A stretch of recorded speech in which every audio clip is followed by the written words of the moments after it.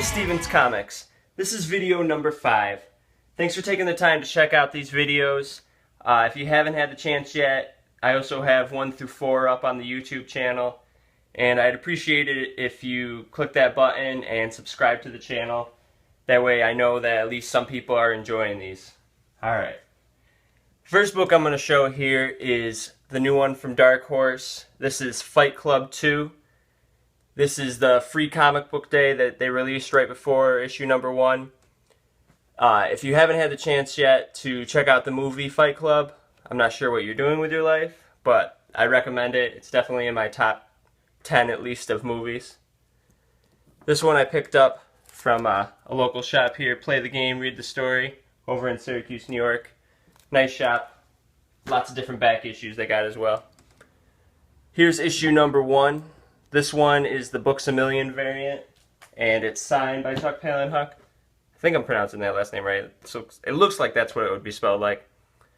The story itself picks up a little bit after the end of the first Fight Club movie, and it's an interesting read for sure. I definitely enjoy the illustrations as well.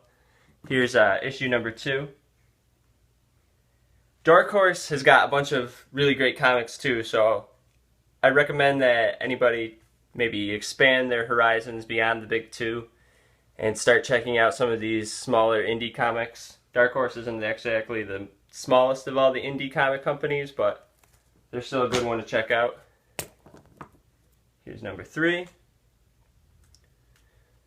The story actually kind of picks up at a pretty fast pace, so if you're in for a quick ride, Fight Club 2 might be right up your alley. Here's number 4. These are all variant covers as well. I figured if I'm going to go in on something such as Fight Club 2, I might as well pick up the variants. I think all of these were priced at the same as the cover A prices were, but they're still they're not the ones that your shop would normally order.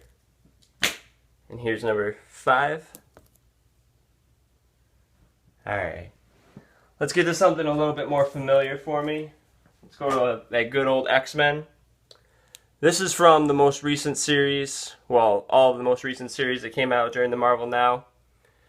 This is Battle of the Atom number 1. This was a limited series, a special event that they had a couple summers ago. It got a lot of heat. The story itself, it was a 10-issue event comprised of only X-Men titles.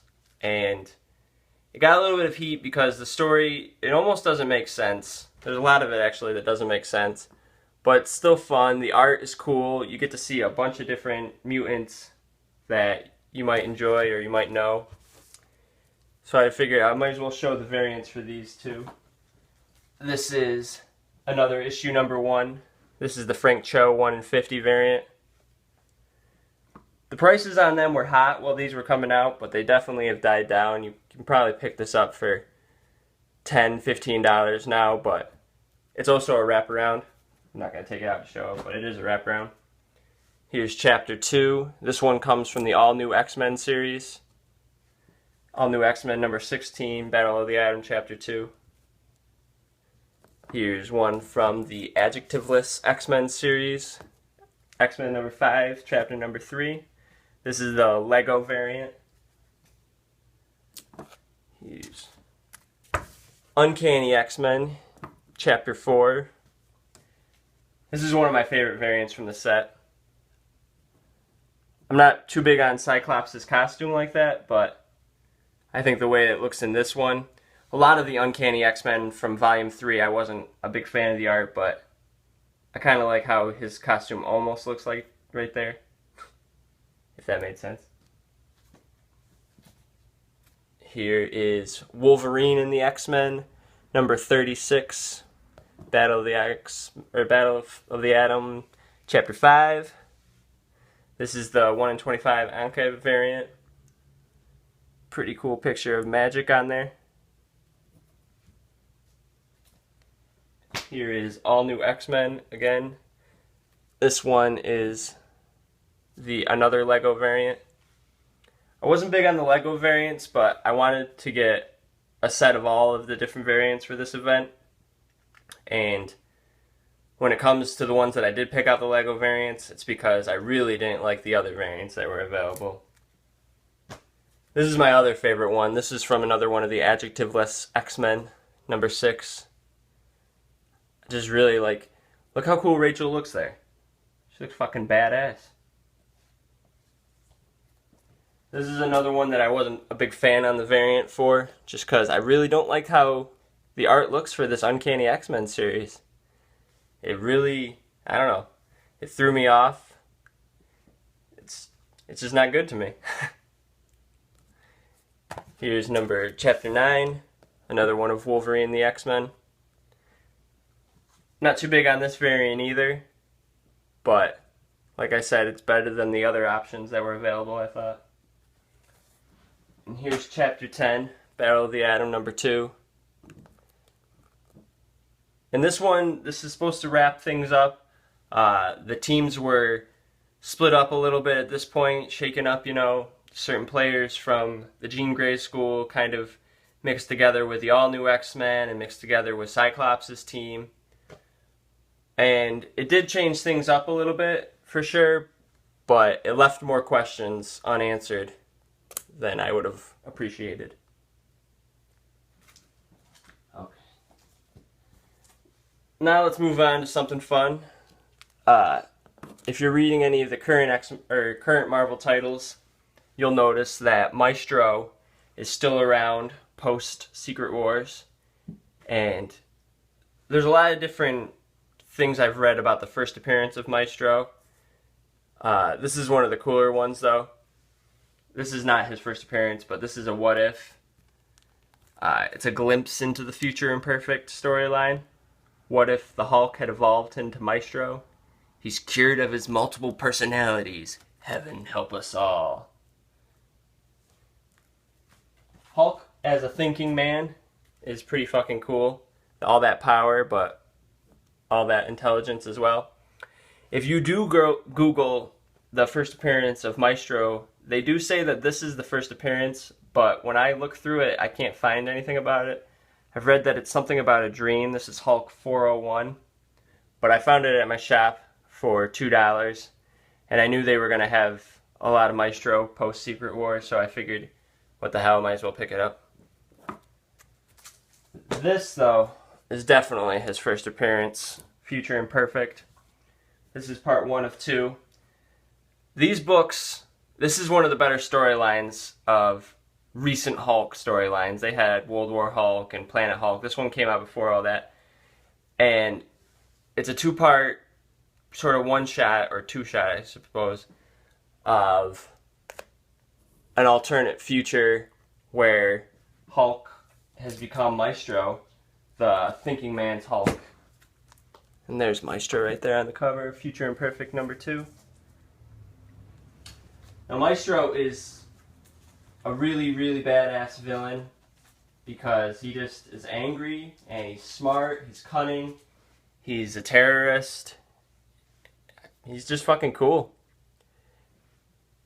I recommend if you do like Maestro, to check out the current Contest of Champions series that's coming out from Marvel.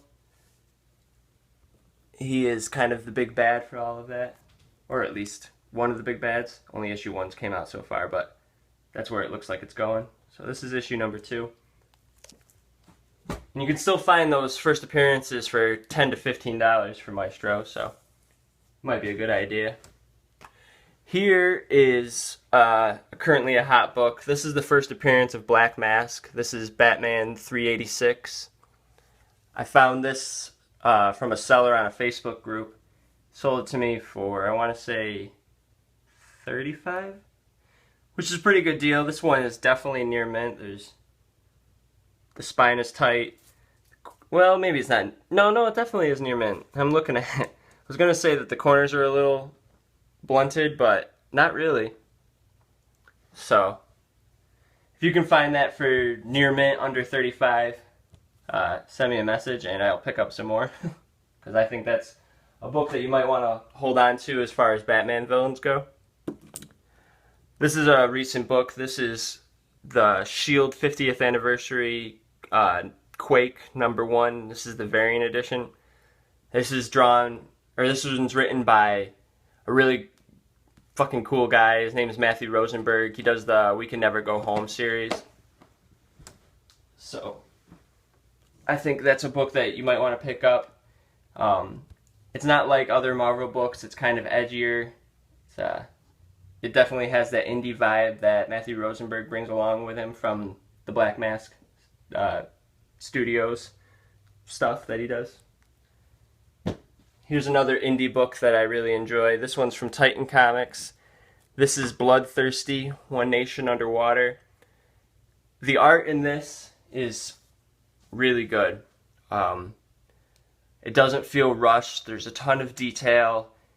I just really can't say enough. The art, I guess, is from Ashley Witter. I had never heard of her before, but I definitely had heard of the author. His name is Mark Landry. So if you can find this, the print run's pretty small, so it's almost impossible to find unless you're looking on eBay or something. Your shop probably does not have it. This one's the subscription cover that came with it.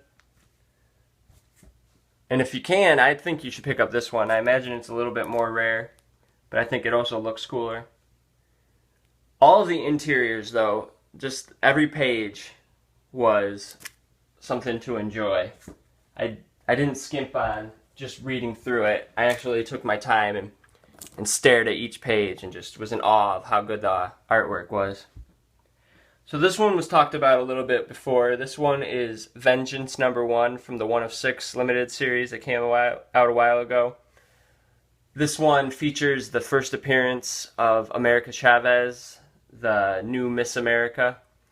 From what I hear through the rumor mill is that she's supposed to kind of be a key player in some upcoming Marvel books. I know that I want to say she's in the new Runaways. I think that's what it is. And then she was also featured in A-Force during Secret Wars. That's the regular cover, and then this one is the variant. They were selling for $40 just for the variant. I mean, you could get $55, $60 for the variant and the regular cover for a little bit there. I haven't checked on eBay recently, but I imagine they've calmed down. Bleeding Cool had ran a story, but I don't fucking believe a word that Bleeding Cool says, so I don't even know why I picked them up after the rumor from that. I do think that the Vengeance storyline is pretty cool, though, itself. Here's one that I definitely think is unappreciated. This is Captain America #6, first appearance of Bucky as the Winter Soldier. There's a cameo sort of in #1. I mean, not sort of. There definitely is a cameo in #1, but this is the first appearance. These ones I think are selling around like $40. I want to say $45. For a minute they were selling for $75 though. I got it from my shop. I found it for cover just a couple weeks ago, so I was happy to find that in the back bins. And at the same time, I also found the variant. It took some beating, not too much, but the spine, it's got a little bit of wear to it. Not really, but it's not near mint. It could get pressed into near mint. The corners are definitely tight enough, and I probably should. I'll have to see really what happens with, as far as Winter Soldier, when the Civil War movie comes out. You never know what the hell they're going to pull from as far as the, spoiler alert, death of Captain America, or as far as Bucky becoming Captain America. So, speculation-wise, it's a risky move to pick up any of these unless you can find them for cover. This one is Captain America 25. This obviously is the death of Captain America. This book, whether or not it gets featured in the movie or not, is one of those books that I think you still should pick up. It was kind of a key point in Marvel's history as far as deaths go. I know Cap obviously came back, but this one, when it did happen, it was featured in the New York Times. I mean, New York Times ran a big old article about the death of Captain America. I mean, that's how much it affected even the general public. They couldn't even believe it. I know I couldn't. I saw it as a teenager. I saw it on a newsstand saying "Death of Captain America," and I was like, bullshit. Obviously, though, I knew it would come back because nobody ever dies, for real. This one is Cap 34. This is the first appearance of Bucky Barnes as Captain America. You might want to pick these up for speculation. The story itself is kind of cool, but you never know what the hell Cap's going to end up doing. You don't know if the guy, Chris Evans himself, is going to stay around. I just heard yesterday that his contract possibly has been lengthened to another movie. I don't know what the heck's going on, but I also know that the actor who is playing Bucky said that he would love to play Cap, and I think it's a natural transition for that to happen if they're true to the story at all. This is another cover for number 34 that I had gotten in a set. Here's one that I think, again, whether or not anything happens in movies is kind of a key issue as far as at least Captain America villains go. This is the first cameo of Crossbones. This is Cap 359 from the Bloodstone series, part 3 of 6. You can probably find this at your local shop. I imagine the print run at the time was pretty high. And you probably can find it for under $5. I know I picked this one up for $3. They did have this one on the wall for $26, but I asked the shop if I could get a deal on it, and they said yeah, so they cut the price down for me. This is number 360. This is the first full appearance of Crossbones. And once again, even if he isn't too big of a key, I heard he was supposed to be the villain, in Cap Civil War, but even if he isn't like that big of a deal, it's still a book that I think can outweigh its speculation as far as value goes, because it's a storyline that is big as far as Cap storylines go. I probably fucking said a billion different things there that don't make sense. Last but not least is Gwenpool's Secret Wars from Deadpool's Secret Wars number 2. If you haven't heard that Gwenpool is getting her own series, then you probably haven't read anything about comics in a while, because that's all that got talked about there for a minute. Obviously, if you haven't heard, she's getting a backup storyline in Howard the Duck number 1 that's coming out soon. You might want to grab the Gwenpool variant for that. And then after that, I think she's featured in the first 3 backup stories for Howard the Duck, and then after that she will have her own holiday special. But this is probably what's going to be considered her first appearance, just like that Captain Marvel 14 is for Kamala Khan. Or is it Cap 17? I can't remember now. But the second print, the one that Kamala Khan's featured on the cover, just like this one, she's featured on the cover there. I mean, her name's there, the idea's there, and this book was selling. I saw people paying $35, $40 there for it in raw, and so I decided, you know what, it's worth the risk. This one's a 9/8, and it's signed by Stan Lee. And I know a lot of people are like, why would you get a Stan Lee signature on a book that he has nothing to do with? Because he's fucking Stan Lee. That's why. I don't understand the hate of... I'll have Stan Lee sign my forehead. I don't give a shit. It's fucking Stan Lee. And from what I hear now, he's also stopped signing this year. I don't know where I read that, but I did remember reading that. And I know before that, he was at least charging $75 to $100 for a signature. The guy is in his 90s. He's not going to be around forever, as grim as that sounds. And he is the king of Marvel Comics. Jack Kirby is the king of all images, but Stan Lee, he put those words down, and even after Jack went and did his other things, they had their split up, Stan Lee kept pushing. I don't know what would have happened had Stan Lee not been pushing as hard as he was through the 70s and 80s, 90s. His face is everywhere. He's fucking Stan Lee. He's like Walt Disney. Why would you bitch about him putting a signature on anything? He also created, or at least had a part in creating Gwen Stacy. So there's your connection. There's why Stan Lee should probably put his signature on Deadpool's Secret Wars number 2 Gwenpool variant. End of rant. So if you can find this one, I bought it one day off of eBay, off of a cool seller. I can't remember their name, but I know most of their sales, at least part of the value, goes towards charity, so that was cool. And then I bought it for one price one day, and then the next day I looked and they had another one on sale for $100 more, and then 5 minutes later that one sold. So that made me feel better about this purchase. I know that the value kind of has dipped as far as Deadpool Secret Wars #2, but I think when the Howard the Duck storyline comes out, and when the Gwenpool Stacy, or when the Gwenpool Christmas special comes out, prices are going to rise again. I just saw a bunch of people as her for cosplay at New York Comic Con. People have been cosplaying her since this variant came out. There's a demand for this character. There's a reason why they say, because you demanded it, and Gwenpool is one of those characters that apparently has been demanded. And I will read her, because I enjoy characters like Deadpool and Harley Quinn, and Gwenpool is basically a mashup between those two. So if you like wacky characters that are basically indestructible and might break the fourth wall or just do something outrageous, and you like to have fun with your comics and not stick your finger in your nose, then you'll probably like Gwenpool. Alright, I'm bitching a lot here for the end of a video, so that's not always good.